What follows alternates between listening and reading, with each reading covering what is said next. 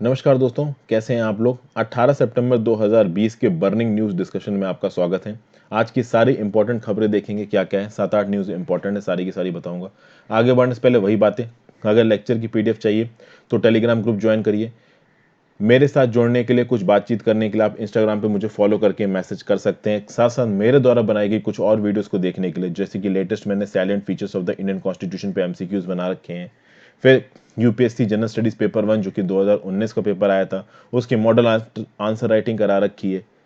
तो इन सब चीज़ों को देखने के लिए आप चैनल के मेंबर भी बन सकते हैं। अब पहला news article, no one can force our troops from our troops from patrolling. भैया, राज्यसभा में सवाल पूछे जा रहे हैं, लोकसभा राज्यसभा में सवाल पूछे जा रहे हैं किससे, हमारी प्रेजेंट गवर्नमेंट से, चाइना के स्टैंड ऑफ को लेके। ये पूछा गया कि क्या चाइनीज ट्रूप्स ने इंडियन आर्मी के पेट्रोल को ब्लॉक किया है। तो इसका जवाब क्या आया राजनाथ सिंह जी की तरफ से कि देखिए, कोई भी इंडियन सोल्जर्स को पेट्रोलिंग करने से नहीं रोक सकता। ठीक है, जो भी लड़ाई हुई, जो भी जाने गई, हमारे सोल्जर्स शहीद हुए, वो इसीलिए गई थी क्योंकि हमारे ट्रूप्स के पेट्रोलिंग पैटर्न को ब्लॉक किया गया। ठीक है, डिसएंगेजमेंट की कोशिश अभी भी जारी है।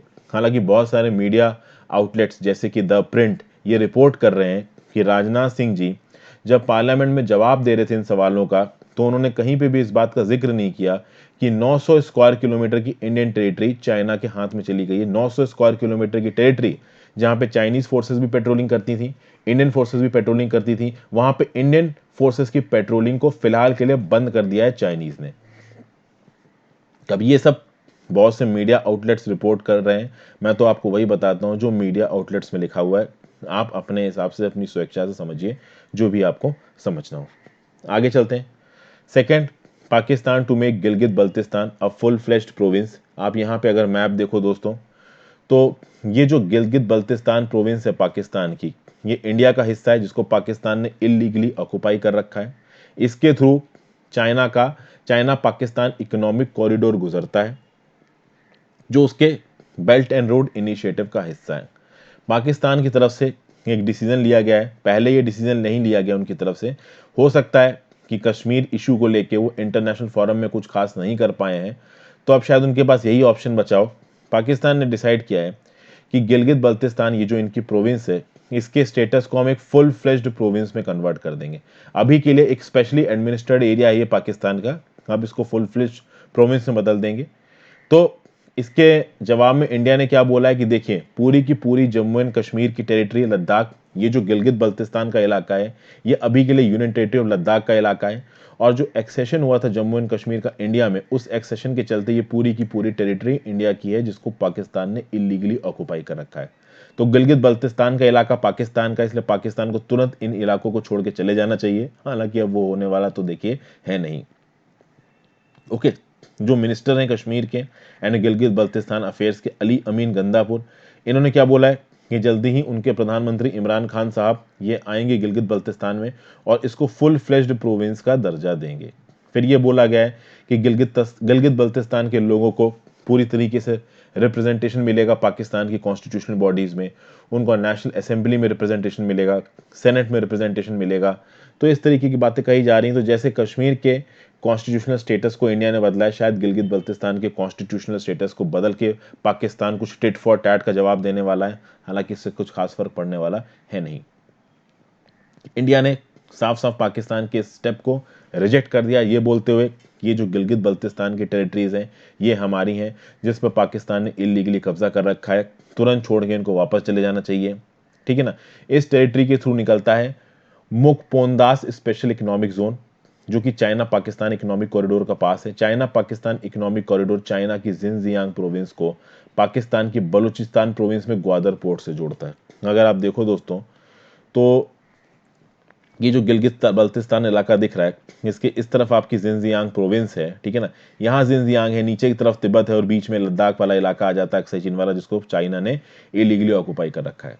तो ये जिनजियांग प्रोविंस को, ये पूरा का पूरा पूरा पूरा जो हिस्सा है वो ग्वादर पोर्ट से जोड़ा गया है इस चाइना पाकिस्तान इकोनॉमिक कॉरिडोर के थ्रू। ये जो इलाका मैं यहाँ पे मार्क कर रहा हूँ ना, ये बलूचिस्तान है। बलूचिस्तान में अपना एक अलग ही इंडिपेंडेंस मूवमेंट चल रहा है पाकिस्तान के अंदर। तो इस बलूचिस्तान में जो ग्वादर पोर्ट है, इसको चाइना की जिनजियांग प्रोविंस से जोड़ता है ये China Pakistan economic corridor. China Pakistan economic corridor Xi Jinping का जो बहुत फेवरेट प्रोजेक्ट है बेल्ट एंड रोड इनिशिएटिव, उसका हिस्सा है। जनरल स्टडीज पेपर 3 में ये चीज आपको काम आएगी। अगली news, Harsimrat Kaur quits cabinet इन प्रोटेस्ट अगेंस्ट 2 एग्रीकल्चर बिल। देखिए जो 3 फार्म ऑर्डिनेंसेस हैं जिनके बिल के थ्रू पास कराया जा रहा है, 2 तो ऑलरेडी पास हो चुके हैं लोकसभा में, ठीक है ना। ये बिल्स के नाम क्या है ऑलरेडी मैं पहले कई बार आपके साथ डिस्कस कर चुका हूँ, एक अलग से वीडियो बना चुका हूँ। अगर आपने मेरी पहले की वीडियोस नहीं देखी जाके देखिए, why agriculture policies of India is not working, मेरे नाम के साथ सर्च मारी यूट्यूब में, वीडियो मिल जाएगी, वीडियो देखिए। वहां पे वीडियो में मैंने बता रखा है इन ऑर्डिनेंसेस में क्या हुआ है। मोस्ट प्रॉब्ली ये तीनों के तीनों ऑर्डिनेंसेस एक्ट बन जाएंगे, लोकसभा में पास हो चुके हैं, राज्यसभा में पास होना बाकी है। अभी जैसे ही ये बिल लोकसभा में पास हुए, शिरोमणि अकाली दल जो कि पंजाब की पार्टी, इनकी एमपी हैं और वो सेंट्रल फूड प्रोसेसिंग मिनिस्टर थी सेंट्रल कैबिनेट में, उन्होंने यूनियन कैबिनेट से रिजाइन कर दिया है। आप देखोगे ये जो फार्म ऑर्डिनेंसेस हैं इनका खासकर बहुत तगड़ा अपोजिशन हो रहा है 2 जगहों पे, एक पंजाब में और एक हरियाणा में, ठीक है। यहाँ पे बहुत जबरदस्त अपोजिशन हो रहा है इन एग्रीकल्चरल बिल्स का। ये बिल्स कहा जाता है कि कॉर्पोरेट हाउसेस की ताकत को बढ़ाएंगे, एग्रीकल्चर का प्राइवेटाइजेशन करेंगे। एपीएमसी मंडी है जो एग्रीकल्चर प्रोड्यूस मार्केटिंग कमेटी है, ये जो मंडीज होती हैं स्टेट गवर्नमेंट के कंट्रोल के अंदर होती हैं। इन मंडी के थ्रू स्टेट के एग्रीकल्चर के ऊपर स्टेट गवर्नमेंट का कंट्रोल रहता है। अभी इन मंडी की ताकत को इन बिल्स के थ्रू हटाया जा रहा है और प्राइवेटाइजेशन की तरफ जाया जा रहा है। तो अगर ये बिल्स पास हो जाते हैं तो प्राइवेट मंडी खोल सकते हैं प्राइवेट ऑपरेटर स्टेट में जाके। तो अगर प्राइवेट मंडी खोलेंगी तो एग्रीकल्चर प्रोड्यूस मार्केट कमेटी की ताकत कम हो जाएगी, तो स्टेट गवर्नमेंट्स ऑब्वियसली नाराज हैं। फिर जो पंजाब में बहुत सारे किसान के ऑर्गेनाइजेशन है वो बोल रहे हैं कि अगर इस तरीके के फार्म बिल्स पास होंगे तो जो एमएसपी का रिजाइम है ये खतरे में आ जाएगा। एमएसपी का रिजाइम क्या है कि मार्केट रेट चाहे कुछ भी चल रहा हो गेहूं चावल का, हमको गेहूं चावल का एक मिनिमम अमाउंट तो मिल ही जाएगा, सरकार हमसे खरीद ही लेगी। लेकिन एमएसपी के रिजाइम को पंजाब और हरियाणा की गवर्नमेंट्स क्या बोल रही हैं कि आप एमएसपी के रिजाइम को हर क्रॉप में लेके आइए। सेंट्रल गवर्नमेंट क्या बोलती है कि देखिए एमएसपी के रिजाइम को हम हर क्रॉप में नहीं ला सकते, इतना पैसा नहीं है सरकार के पास। अभी पंजाब और हरियाणा के फार्मर्स ऑर्गेनाइजेशन को ये लग रहा है कि अगर ये बिल पास हो जाते हैं तो ज्यादा प्राइवेटाइजेशन हो जाएगा और ये जो एमएसपी रिजाइम है ये कमजोर पड़ जाएगा। सरकार फिर गेहूं धान नहीं खरीदेगी फार्मर्स से, प्राइवेट कंपनीज खरीदेंगी और प्राइवेट कंपनीज बहुत कम पैसा देंगी फार्मर्स को इन गेहूं चावलों का। जनरल स्टडीज पेपर 3 में ये चीज आपको काम आएगी। फिर बात आते हैं regulate digital media first, centre tell supreme court. अभी रिसेंटली कल भी और परसों भी एडिटोरियल में मैंने आपसे बात की थी, बिंदास बोल करके एक प्रोग्राम है, सुदर्शन टीवी पे आता था। यहाँ पे यूपीएससी जिहाद की बात की जाती थी, मुस्लिम कम्युनिटी को विलीफाई करता था। सुप्रीम कोर्ट ने इस प्रोग्राम को बंद कर दिया। अब इस प्रोग्राम को बंद करने के बाद सुप्रीम कोर्ट ने सेंटर को इंस्ट्रक्शंस दिए कि भाई ये जो आपकी मीडिया है ना, आप इस मीडिया को रेगुलेट करिए। जो आपकी इलेक्ट्रॉनिक मीडिया है, जो आपकी प्रिंट मीडिया है। अब आप बोलोगे कि इलेक्ट्रॉनिक और प्रिंट मीडिया में क्या फर्क है? प्रिंट मीडिया में न्यूज़पेपर्स आ जाती हैं दोस्तों, मैगजीन्स आ जाती हैं, बुक्स आ जाती हैं। इलेक्ट्रॉनिक मीडिया में आपका टेलीविजन आ जाता है, रेडियो से जो ब्रॉडकास्ट होता है वो आ जाता है। अब यहां पे सुप्रीम कोर्ट सेंट्रल गवर्नमेंट से क्या बोल रहा है कि भैया आप इलेक्ट्रॉनिक और प्रिंट मीडिया को रेगुलेट करिए ताकि इस तरीके के सोसाइटी में कम्युनल एलिमेंट कम जाने, ये जो फैलाने वाला कंटेंट है ना, ये कंटेंट ना फैले। जब ये बात सेंट्रल गवर्नमेंट के पास पहुंची तो सेंट्रल गवर्नमेंट ने बोला सबसे पहली बात तो ये है कि हम कभी भी इस तरीके के कंटेंट को प्रमोट नहीं करते, सेंट्रल गवर्नमेंट ने बोला। बट सेंट्रल गवर्नमेंट ने एक चीज और बोली कि भाई इलेक्ट्रॉनिक और प्रिंट मीडिया को रेगुलेट करने से पहले सबसे पहले तो सुप्रीम कोर्ट को गाइडलाइंस जारी करनी चाहिए कि जर्नलिस्टिक फ्रीडम और रिस्पॉन्सिबल जर्नलिज्म में कितना फर्क है। देखिए ये एक बहुत बड़ी चीज है दोस्तों, ठीक है। सुप्रीम कोर्ट जो सेंटर से कह रहा है वो भी सही है, सेंटर जो सुप्रीम कोर्ट से कह रहा है वो भी सही है। सेंटर ने सुप्रीम कोर्ट से बोला है कि भाई देखिए सुप्रीम कोर्ट को गाइडलाइंस जारी करनी चाहिए। किस बात की गाइडलाइंस? कि एक जर्नलिस्ट की फ्रीडम है तो कितनी है। आज की डेट में जर्नलिस्ट अपनी फ्रीडम अनलिमिटेड मानते हैं और वो कुछ भी बोलते हैं अपनी न्यूज कवरेज में। तो first of all journalistic freedom कितनी है और रिस्पॉन्सिबल जर्नलिज्म क्या है, इसके बीच में एक डिस्क्रिमिनेशन आप लेके आइए और कुछ हद तक आप ये गाइडलाइंस दीजिए कि जर्नलिस्ट किस हद तक न्यूज को पब्लिश कर सकते हैं, किस लिमिट तक न्यूज को पब्लिश कर सकते हैं। पहली चीज तो ये बोली सेंटर ने सुप्रीम कोर्ट को। फिर सेंटर ने सुप्रीम कोर्ट को बोला कि भाई डिजिटल मीडिया को भी आप रेगुलेट करिए। अभी बात आती है कि डिजिटल मीडिया क्या होता है। तो दोस्तों आप देखिए मैं आपको डेली न्यूज एनालिसिस दे रहा हूं यूट्यूब के through. This is basically a part of digital media. इस तरीके से यूट्यूब पे और जो आपकी वेबसाइट्स हैं, जैसे कि फॉर एग्जांपल ट्विटर हो गया, फेसबुक हो गया, इन सब सोशल मीडिया प्लेटफॉर्म्स के थ्रू जो आपके पास न्यूज पहुंचती है, this is a part of digital media. तो यहां पे जब सुप्रीम कोर्ट ने सेंटर से बोला कि आप प्रिंट मीडिया और इलेक्ट्रॉनिक मीडिया को रेगुलेट करने के लिए कुछ करिए, तो वहीं पे सेंटर सुप्रीम कोर्ट से क्या बोल रहा है कि आप जर्नलिस्टिक फ्रीडम और रिस्पॉन्सिबल जर्नलिज्म के लिए गाइडलाइंस लेके आइए, साथ साथ डिजिटल मीडिया को रेगुलेट करने के लिए कुछ ना कुछ गाइडलाइंस जारी करिए। ठीक है ना। चूंकि सेंटर का ये बोलना है कि व्हाट्सएप, ट्विटर, फेसबुक, यूट्यूब, इन सब पे जो न्यूज फैलती है ना, वो बहुत ज्यादा वायरल होती है। इनफैक्ट उसका जो इंपैक्ट होता है वो प्रिंट मीडिया और इलेक्ट्रॉनिक मीडिया से कहीं ज्यादा होता है। और ये बात बिल्कुल सही है दोस्तों। आप न्यूज़पेपर को, अखबार को बाद में पढ़ोगे, यूट्यूब पे वीडियोस और ट्विटर पे इंफॉर्मेशन पहले देखोगे। तो ये दोनों तरफ से पॉइंट्स आए हैं, तो आप इन पॉइंट्स को अपने हिसाब से कोट कर सकते हो। अगली न्यूज है, not all convalescent plasma may have protective effect. देखिए प्लाज्मा थेरेपी क्या है, सबसे पहले तो आप ये समझिए। नीचे लिखा हुआ है, plasma therapy, the administration of filtered serum from the blood of those who had recovered from the infection to those who are battling it. It is among the permitted off-label interventions recommended by Indian Council of Medical Research. क्या बोला जा रहा है? मान लीजिए अभी कोविड-19 के terms में समझाता हूं। वैसे तो प्लाज्मा थेरेपी बहुत सी बीमारियों में इस्तेमाल की जाती है। कोविड-19 में किसी को कोविड-19 का इन्फेक्शन हुआ, वो हेल्दी था, उसका इम्यून रिस्पॉन्स आया, उसके इम्यून रिस्पॉन्स ने एंटीबॉडीज पैदा की और उन एंटीबॉडीज ने कोविड-19 के इन्फेक्शन को खत्म कर दिया। अभी उस इंसान के ब्लड में एंटीबॉडीज हैं। अभी ये एंटीबॉडीज भी तरह तरह की होती हैं दोस्तों। आईजीजी एंटीबॉडीज होती हैं, फिर आपकी आईजीए एंटीबॉडीज होती हैं, आईजीबी एंटीबॉडीज होती हैं। कहा जाता है जो आईजीजी एंटीबॉडीज होती हैं ये काफी इफेक्टिव होती हैं। तो साइंटिस्ट ने एक हिसाब निकाला कि भाई जो लोग कोरोना वायरस से क्योर हो रहे हैं, इनके खून से आप प्लाज्मा निकालिए, इस प्लाज्मा को फिल्टर करके उन लोगों को दे दीजिए जिनको कोरोना वायरस है, तो उनके शरीर में भी एंटीबॉडीज आ जाएंगी। अब इसके ऊपर एक प्रॉपर रिसर्च हुई है और रिसर्च में एक मल्टी इंस्टीट्यूशनल स्टडी हुई है, जिसमें इंडिया के भी रिसर्चर्स थे और यूएस के भी रिसर्चर्स थे। और ये रिसर्चर्स ने बोला है कि ये जो प्लाज्मा जो कि आप उन लोगों के शरीर से निकाल रहे हो जिनका शरीर कोविड-19 के इन्फेक्शन को हरा चुका है, जरूरी नहीं है कि ये प्लाज्मा उन लोगों को पूरी तरीके से ठीक कर दे जो अभी कोविड-19 के इन्फेक्शन से गुजर रहे हैं। फर्स्ट ऑफ ऑल कि ये प्लाज्मा आपका कोविड-19 के इन्फेक्शन को पूरी तरीके से सही कर दे, ये भी जरूरी नहीं है। दूसरी बात, जो ऑलरेडी मॉडरेटली सफर कर रहे हैं कोविड-19 से, वो सीवियरली सफर ना करे कोविड-19 से, ये भी गारंटी नहीं है इस प्लाज्मा से। कहने का मतलब ये है कि भाई ये प्लाज्मा बहुत लिमिटेड तरीके से रिस्पांस दे रहा है। ठीक है ना। अभी लिमिटेड तरीके से रिस्पांस देने की वजह क्या है, समझिए बात को। इस प्लाज्मा से फिल्टर करके निकाल के जब कोविड-19 से सफर कर रहे लोगों को दिया गया ना, तो उसका बहुत तगड़ा रिस्पांस नहीं आया। ठीक है ना। कुछ लोगों में रिस्पांस आया, कुछ लोगों में रिस्पांस आया ही नहीं। तो जब इस बारे में बात की गई कि रिस्पांस कैसे आएगा, तो रिस्पांस इस तरीके से आएगा दोस्तों। देखिए जो कोविड-19 का वायरस होता है ना, वो एक इंसान के ब्लड सेल से चिपक जाता है। अभी उस कोविड-19 के वो जनरे जो इंसान के ब्लड वेसल्स से चिपक रहे हैं, उनको न्यूट्रलाइज करना बहुत ज्यादा जरूरी है। देखिए यहां पे अब इस पैराग्राफ को पढ़िए।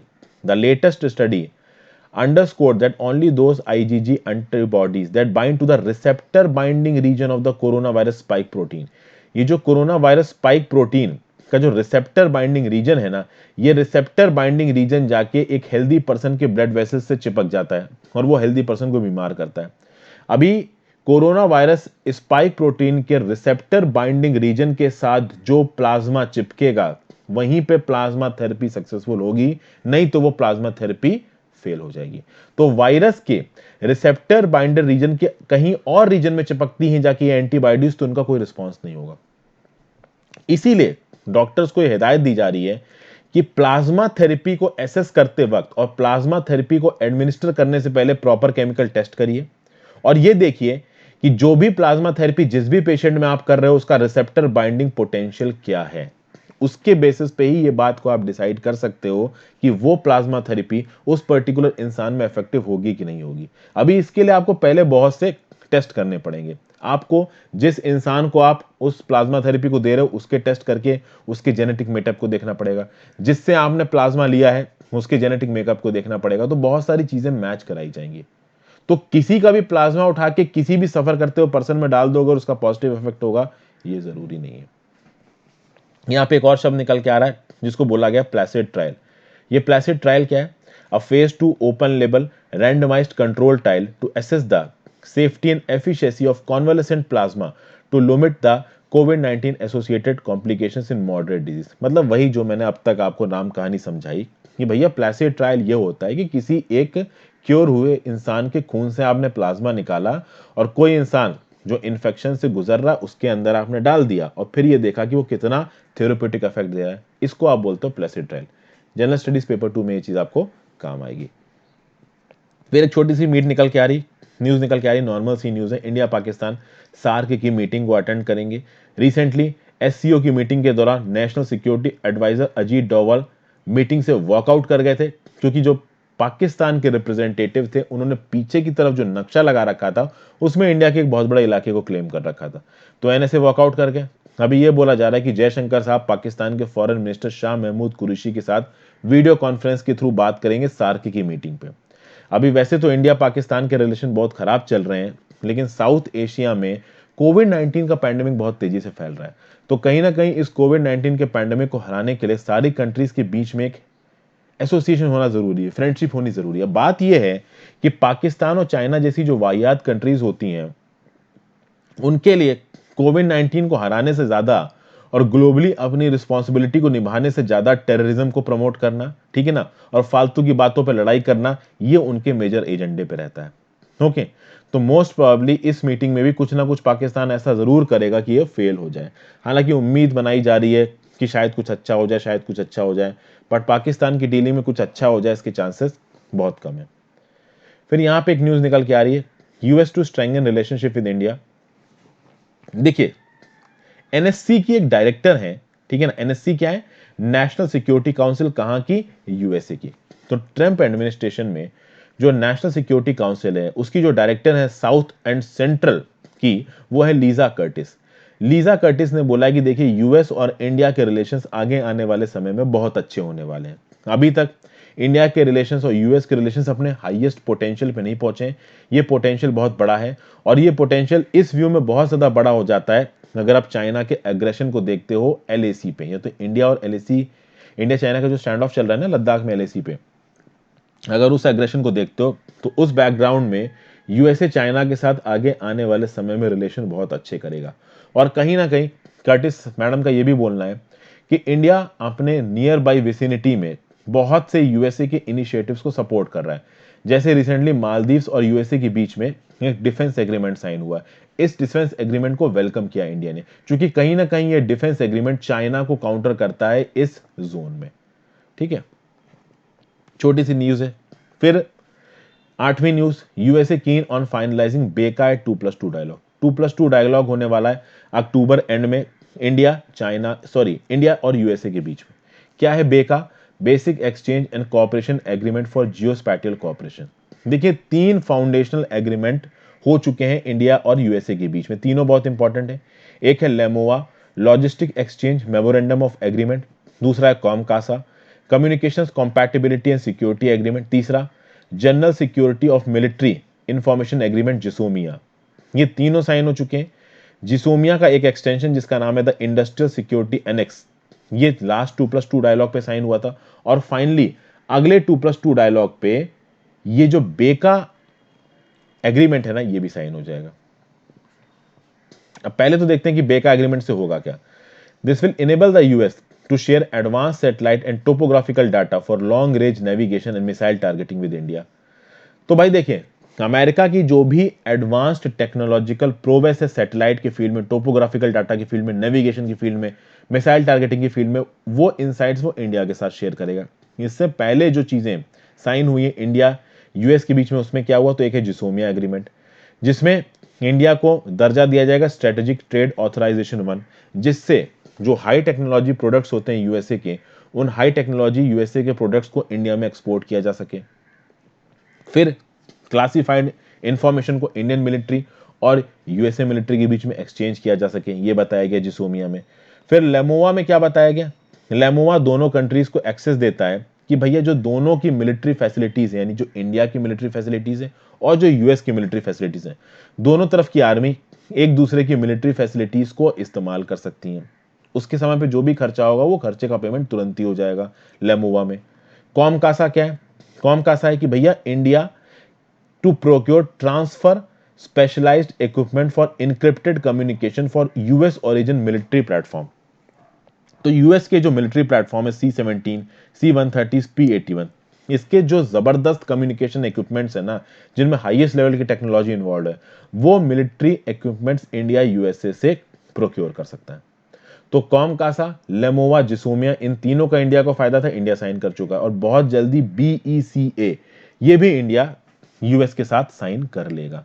तो इन चारों एग्रीमेंट्स को साइन करने के बाद ऑब्वियस सी बात है, इंडिया और यूएसए की जो स्ट्रैटेजिक पार्टनरशिप है ये एक अलग ही लेवल पे जाती है। और कहीं ना कहीं चाइना के एग्रेशन की वजह से जो क्वाड ग्रुपिंग है, उन क्वाड ग्रुपिंग का आपस में जो अरेंजमेंट है, जो शेयरिंग है, वो बहुत तेजी से आगे बढ़ रहा है। And naturally it is seen as a counter to China. पहले तो चाइना को सिर्फ डर था कि एज अ काउंटर की तरह काम कर सकता है, अब तो शायद मोस्ट प्रॉब्ली इंडिया, ऑस्ट्रेलिया और जापान जैसी कंट्रीज इस डर को रियलिटी में बदलेंगी, क्वाड में अपने एग्रीमेंट को आगे बढ़ा के। क्योंकि कहीं ना कहीं ये जो स्टैंड ऑफ हुआ है लद्दाख में, ये सॉल्व होता नजर नहीं आ रहा है। और जब तक ये सॉल्व नहीं होगा तब तक इंडिया का जो स्टैंड है वो और हार्ड लाइन होता जाएगा। फाइनली गवर्नमेंट ने हिदायत दी है किसको, डिपार्टमेंट ऑफ टेलीकॉम, मतलब गवर्नमेंट का ही पार्ट है ये डिपार्टमेंट ऑफ टेलीकम्युनिकेशन। और डिपार्टमेंट ऑफ टेलीकम्युनिकेशन ने जितने भी टेलीकॉम सर्विस प्रोवाइडर्स हैं इंडिया में, उनको ये हिदायत दी कि आप अपना एक स्पेशल ऑडिट कराइए एक एक्सटर्नल एजेंसी से। अब ये जो एक्सटर्नल एजेंसीज हैं ये बाहर के देशों से आती हैं, मोस्ट प्रॉब्ली ये नॉर्थ अमेरिकन देशों से या यूरोपियन देशों से आती हैं। ये एक्सटर्नल एजेंसी आके इंडिया के टेलीकॉम नेटवर्क्स को ऑडिट करेगी। और टेलीकॉम नेटवर्क्स को ऑडिट ये केवल सॉफ्टवेयर में नहीं करेगी, ये हार्डवेयर में करेगी। और जब ये ऑडिट होगा तो इस ऑडिट में ये बताया जाएगा कि इंडिया के टेलीकम्युनिकेशन हार्डवेयर में कितनी चाइनीज इक्विपमेंट्स लगे हैं और वो चाइनीज इक्विपमेंट्स किस हद तक इंडिया के इंटरनल सिक्योरिटी आर्किटेक्चर को ब्रीच कर सकते हैं, किस हद तक इंडिया की इंटरनल सिक्योरिटी को नुकसान पहुंचा सकते हैं। तो इन सब चीजों के बारे में बात हो रही है पार्लियामेंट में। और यहां पे minister of state for communication and IT Sanjay Dhotre साहब ने रिटर्न रिप्लाई टू राज्यसभा में क्या बोला है कि government is aware that in modern age the telecom equipments and networks used for provisioning of telecom services are prone to spyware, malwares, including the backdoor and trapdoor vulnerabilities। देखिए, China की जो firms हैं जैसे हुआई हो गई, ZTE हो गई, ये हुआई ZTE जैसी जो कंपनीज हैं वो दुनिया भर में टेलीकॉम इक्विपमेंट्स को प्रोवाइड करती थी सस्ते में, इंडिया भी भर भर के खरीदता था। अभी बहुत हद तक ये टेलीकम्युनिकेशन जो इक्विपमेंट्स है वो इंडिया के टेलीकॉम नेटवर्क्स में लगे हुए हैं। अब ये इक्विपमेंट्स किस हद तक हमारे इंटरनल सिक्योरिटी आर्किटेक्चर को ब्रीच कर सकते हैं, ये इस ऑडिट से पता चलेगा। कहीं ना कहीं ये पूछा जाए कि कौन सी कंपनी कितने चाइनीज इक्विपमेंट्स को इस्तेमाल करती है, तो भैया Bharat Sanchar Nigam limited BSNL 44% of its equipments are from ZTE, 9% from Huawei. तो आप समझ सकते हैं BSNL बहुत हद तक डिपेंडेंट है। MTNL के 10% नेटवर्क इक्विपमेंट चाइनीज है। रिलायंस जियो का कोई भी इक्विपमेंट ZTE या हुआई का नहीं है। तो कहीं ना कहीं लॉन्ग टर्म में ये जो रिलायंस है भारत संचार निगम लिमिटेड की चाइनीज मेड इक्विपमेंट्स को, इसको भी कम करने की बातचीत धीरे धीरे करी जाएगी। जनरल स्टडीज पेपर 3 में ये चीज आपको काम आएगी। So thank you for watching this video friends. काम भर की सारी न्यूज आपको बता दी है। Have a great day, good bye.